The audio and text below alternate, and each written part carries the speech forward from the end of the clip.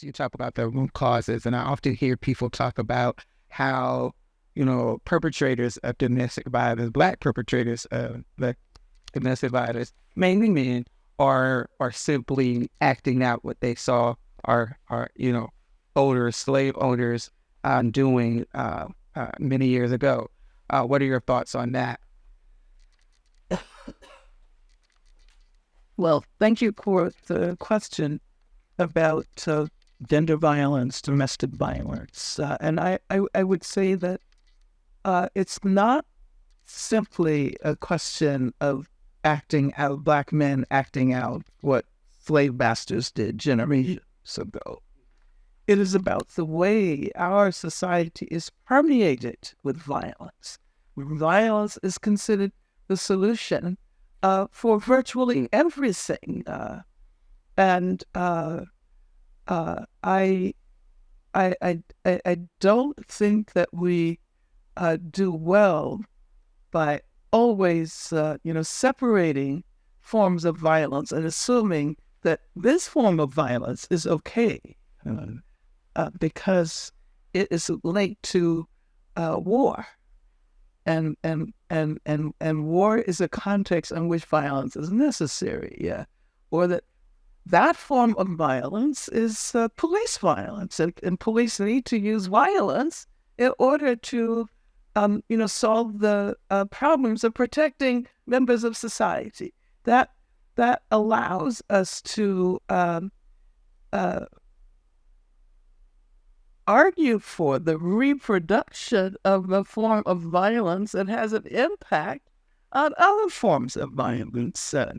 So, while we can't clearly get rid of all forms of violence simultaneously, we have to be aware of the intersectional relationships and the connections, and the fact that violence is legitimated in the larger society.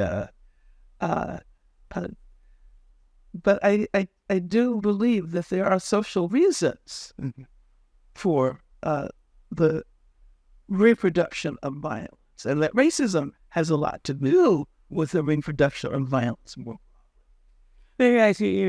Obviously, no one likes, have had a mirror held up to themselves. And so sometimes when we have the conversation about how other folks impact, what we do, we fail to hold up the mirror. At what point do we say, hey, yes, this existed, but we have to change, and we have to change what we do, what we accept.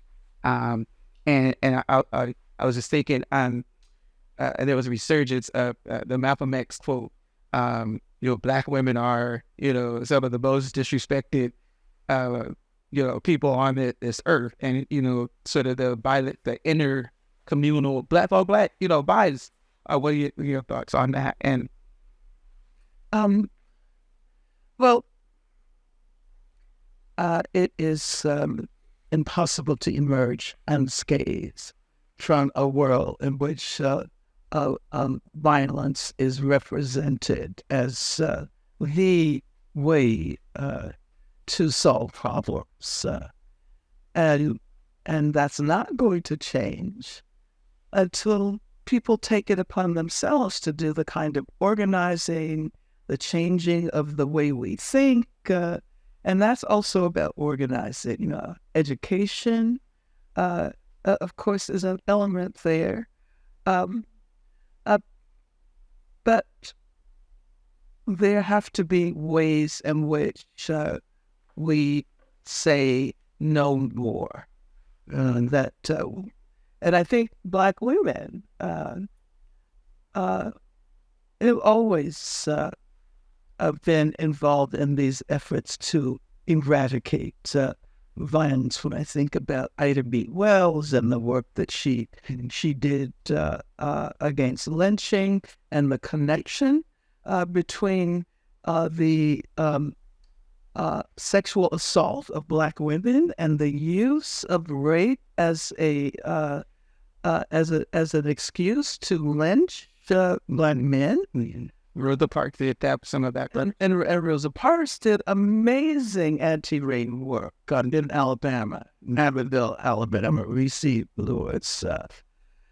So Yeah, I think it's not one thing. It's a whole range of efforts to um, create a different kind of consciousness. Uh,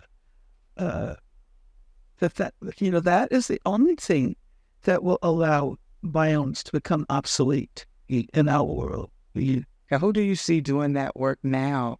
A lot of those that did the work, are gone, and or older. Who is? You talked about the summer of 2020, all that. Where people were talking about how like the changing face of activism. Who do you see, if at all, taking on the work for the next generation, going into the next generation in this space? Well, hopefully, people of any age who's doing the organizing, hopefully those people imagine themselves as creating the foundation for the next generation. For me, organizing has always been not only tackling the issue at hand, but mentoring those who are younger, so that the work continues. And oftentimes one doesn't see the consequences. We don't see the consequences of that work for several generations. And so that I'm really impressed by the numbers of young activists and young people who are politically aware and who are aware of all of the connections and the intersectionalities, the relationship between domestic violence and violence inflicted on the planet, and the future of this planet Earth that we live on. I think young people are able to grasp those connections in ways that those of us who are older have to struggle. Understand? No, yeah, I get it. And I'm gonna ask you something that you said stood out to me. Like Black women have always been at the forefront of change, right? To often things are perpetrated against us, so we do.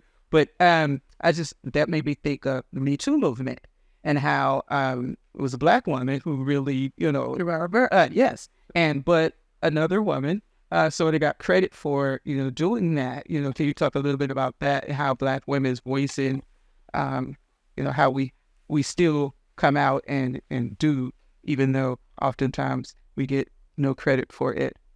Well, I think that if one looks at history and takes into consideration all of the work that has been done by Black women since the era of slavery, it's clear that Black women have not done this work because they want to be recognized, because they want to become famous. You're gonna be waiting a long time.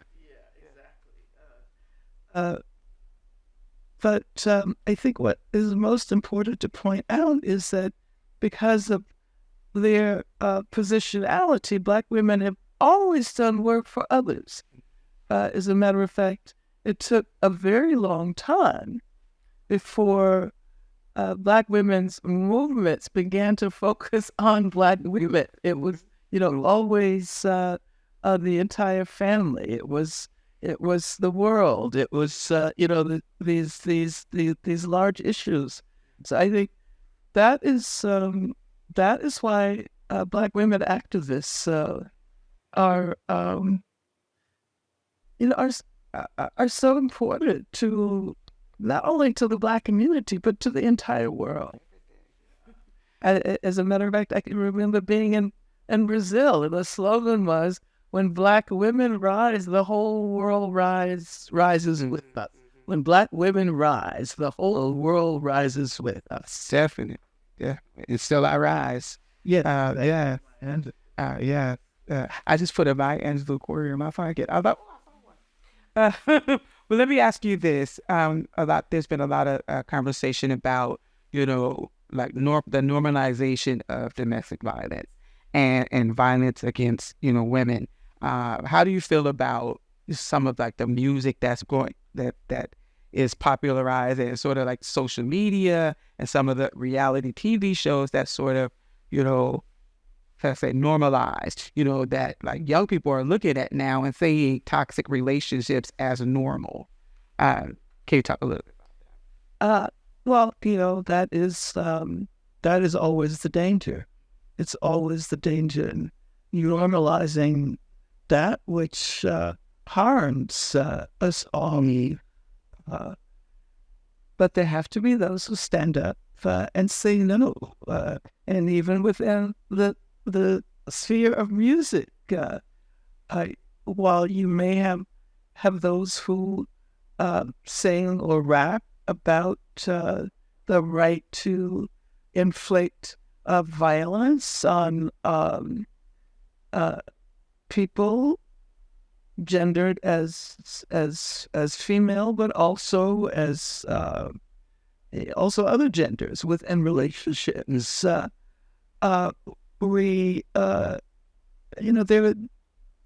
are those who say no from the very beginning with all of the patriarchal lyrics. There have always been those who responded, maybe not as loudly, Sure. But they have responded. Sure. And there's so much money now tied into, sort of the image of, what's popular now, like with the Cardi B's and the, Suki with the, you know what I mean? Like that, everybody's talking about right now, or seems to be, about how, we talk about like misogyny, right? And of course, it was like male dominated, hip hop was male dominated. But now you have the women who are, dominating, but it's still, who is writing their lyrics, who's, who controls the music, you know what I mean? Yes, yes, yes. Who stand out? Yes, yes, of course. A Lauryn Hill, yeah. It's beautiful. Now, let me ask you, and you mentioned a couple of your books, and you're a prolific writer. Have recently been talking about like banned books and curriculum and trying to revisionist history. Have any of your books been banned? And when they do, what's your response, or if they have, or what's your response to some of the?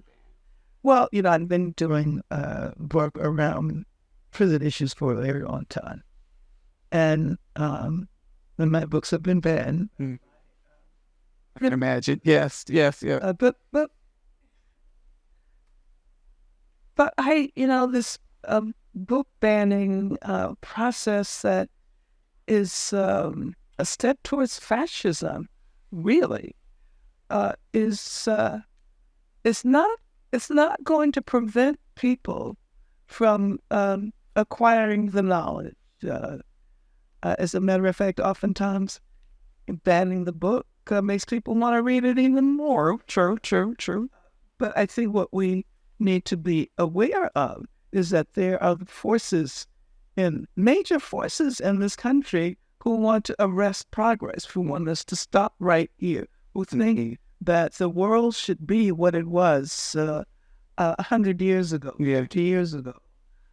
It's before the major upheavals against racism and patriarchy, and before the trans movement and before LGBTQ developments. They want white men in control. That is what the past represents to them. And therefore they are going to prevent all efforts to allow us to naturally move forward and recognize that gender is not a binary structure, and recognize that the world changes. People begin to think differently, and that's progress, and that's wonderful. Yeah, and I was listening when you say the world changes, and you mentioned how long you have been doing activism work. You've seen changes, you've seen setbacks, you've seen triumph. What brings you hope? That there will continue to be change. What have you? What makes Angela Davis happy to see? I don't believe significant change ever happens without organizing masses of people. I don't think that presidents and governors and senators are the ones who bring about historical change. Historical change happens when vast numbers of people come together and say that we refuse to accept racism any longer. We refuse to accept patriarchy. We are opposed to transphobia. And that's when things begin to change. And I can see that this is a historical period when large numbers of people understand that. Even though there are those who would like to push us back, I am convinced that, it may not be a straightforward linear path to the future. There will be setbacks, but I am really excited about, what has been achieved as a result of mass movement.